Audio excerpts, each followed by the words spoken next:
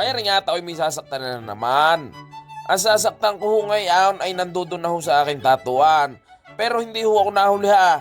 Sadya lang hong maagang dumating ho ang aking sasaktan. Bala rin ho si Sir ay taga Negros Occidental. Pero ang napangasawa ho ay taga din nila ho sa Tuwid, Batangas. Pare ho si Sir ay nagbabakasyon lang. Gawa nga ho rin si Sir ay isa hong seaman. Ang gagawin ko ho pala, Ito lang, ko-cover ko ho. ikaw na bahala kung ano kasi napapangitan ako. Lalaki po siya. Pwede. Lalaki ho, hindi mo pwede yung ayun lang ang size na ayun. Tapos ho, meron kayong concept na gusto o reference, wala. Ay di titingin ho tayo ng mga pwede. Kasi yung dapat na papagawa ko ganito. Awa. Ay, ito yung kinalabasan.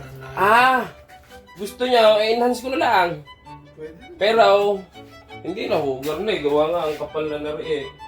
Bala rin ho ang gusto hong ipaayos sa akin. Gusto raw hong enhance na lamang. Kayo na ho bahala. Oo.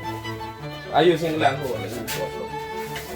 Ay di, ari na nga at nag-set up na ho ng lamesa. Ay total rin lang naman ha na maliit lang ho ang itatato ko ngayon. Ay tayo ho ay may pagpupulungan na lamang. Gawa nga ha, halos araw-araw ha, meron ho nag-i-inquire sa akin. Palagi ho may nagtatanong sa akin kung magkano magpatataw, kung magkano magpa-enhance, saka ha, kung magkano magpa-cover up. Ngayon, ayan ho ang napakaganda hong pagpulungan. Meron pa nga ho minsan nag-message sa akin, sa akin bakit ba ayaw mo agad sabihin ang mismong presyaw? Yan, maganda yan. Pagkakataon ko na itaw para sagutin kitang hayop ka. Pero bago ko ituloy ang istorya ay maraming salamat ha Osus Tattoo Supply sa pagbusugo ng aking lamesa. Ay simulan na natin din isang napakatitingkad na kulay na aray, aring The Master Ink na aray, ay sadya namang ay tuwan-tuwa ho sadya ang bida. Maliit lang ho ang aking itatataw pero garni ho karami ang aking isisit up. Abay ano pang gagawin? Ay pakitahin muna ang bida. Ayan! Ganap na naman ang hayop na itaw. Sadya namang hindi mapalingon sa camera ay doon sa mga manonood ay wag ho kayo maiinip. Sadya hong garna yung prosesaw. Sadya naman sinasabon pa ho yung pagtatatuan tapos kinakaluskusan tsaka ha pinupunasan. Ay maraming salamat ha Osus Tattoo Supply din ho sa Red Dragon Cartridge Needle na aray. Tsaka ho siyempre din ho sa aking Achop Slide na aray. Sadya naman nung napakabagsik ho ng amoy ay naka-face mask na ilusot pa din na ay pakitahin agad ang setup ng lamesa tsaka aring ating chinitong biktima. Ay di, ari na nga at papaguhitan na ho ng isang makatikatay. Unang guhit, punait. Sa padalawang guhit, lasa ko'y tiko mampuwait. Ay di, ari na nga. Paghugan na rin, ang inuuna ko sadya ay yung kahit ano na. Gawa nga ha, ari ho na may i-enhance ko lang ay. Pero ho sa buhay, ang inuuna ko ho sadya, ay di ang aking pamilya. Gawa nga ha, sila ho ang pinakamahalaga. Ay bumalik na ho tayo sa pinagpupulungan ho natin kanina. Pag-usapan na ho natin yung pagpepresyo ho sa tataw. Alam nyo ho ba kung bakit ho kami nahihirapang magpresyaw? Tsaka ho kung bakit hindi agad kami makasagot sa mga katanungan ninyo? Ay papaano ba namang gagawin? Ay garne naman ang mga tanong ninyo ay. Ay wag nyo hong mamasamain ha. Ay tingnan nyo naman ha. Magkano magpa-cover up? Magkano ho magpatataw? Ay garne ho ayan. Pagkakahirap ho sumagot sa mga katanungan ninyo. Gawa nga ha. Hindi ko naman ho alam ang mga ipapatato ninyo ay. Hindi ko rin ho alam kung anong ipapakover up ninyo. Ang pagpepresyo ho ng tattoo ho din sa akin tatuan. Tsaka ho dun sa mga alam kong mga nagtatattoo din. Ayan ho ay nakadepende ho sa size. Nakadepende ho sa design. Tsaka ho, nakadepende rin ho sa placement. Ay paano ho ako magprepresya kung hindi ko naman ho alam ang ipapagawa ninyo. Hindi rin naman kayo nagsesend sa akin ng mga picture o kaya ng mga reference na kukopyahin ho natin. Sa madaling sabi ha, mahirap ho manghula. Gaya na lang ho dun sa mga nagpapakover up ho sa akin, dun ho sa mga nag-i-inquire ng gayaon. Ang tanong lang ho lagi sa akin, magkano magpa-cover up? Ay garnay. Hindi ko ho alam kung ano ho ang i-cover up ko sa inyo. Hindi ko rin ho alam kung gaano kalaki ang ipapagawa ninyo. Kaya doon ho sa mga nag-i-inquire ho palagi sa akin ay ari lang ho palagi ang isinesend ko. Siyempre, kailangan ko ho malaman kung anong pangalan ninyo tsaka ho ang contact ninyo tsaka ho aring concept. Kailangan ko ho yung malaman kung ano nga ho ang tattoo design na ipapagawa ninyo. Areho namang size and placement, ay siyempre kailangan ko ho malaman kung gaano kalaki ang ipapagawa ninyo tsaka yung paglalagyan nito. Tapos ari naman hong target date, areho ang pinakamahalaga. Gawa nga ha, dito ho natin malalaman kung kailan ko ho kayo sasaktan. Gawa nga ho, hindi ho ako natanggap ng walk-in. Dapat ho naka-appointment ho lamang.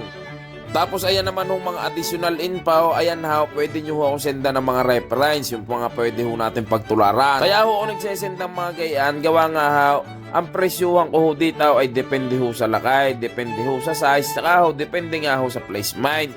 Wala naman ho tayo sa ibang bansa na ang presyuhan ho down ay per oras. Sadya ho dito ho sa Pilipinas, ang karamihan ho ay gayon ho ang pagpipresyaw. Yun ho nakadepende ho sa mga papagawa ninyo. Kaya ho, pagkakahirap po magpresyaw, napakakomplikado. Pero halos ho lahat ng tatuan sa Pilipinas ay may mga minimum charge. Ibig sabihin ay di mga minimal design lang ho, yun ho aabutin ng minimum charge. Ay minsan naman ho, meron nga ho nag-i-inquire dito, minimal nga ho ang size pero ho yung detalye ay pandilubyaw. Bibigyan ko kayo ng example, ay gaya ho na rin sapatos na aray.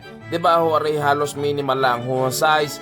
Pero ang detalye naman ho ay kung pagmamasdan ho ninyo ay kainaman. Maliit nga lang ho ang sukat pero hindi ho uubra ho dun sa mga minimal na presyaw. Gawa nga ho, pagkakarami hong detalye ay gaya rin ho na ray. Napakaliit hong tingnan pero kung pagmamasdan ho ninyo, sadya naman ho ang detalye ay kainaman.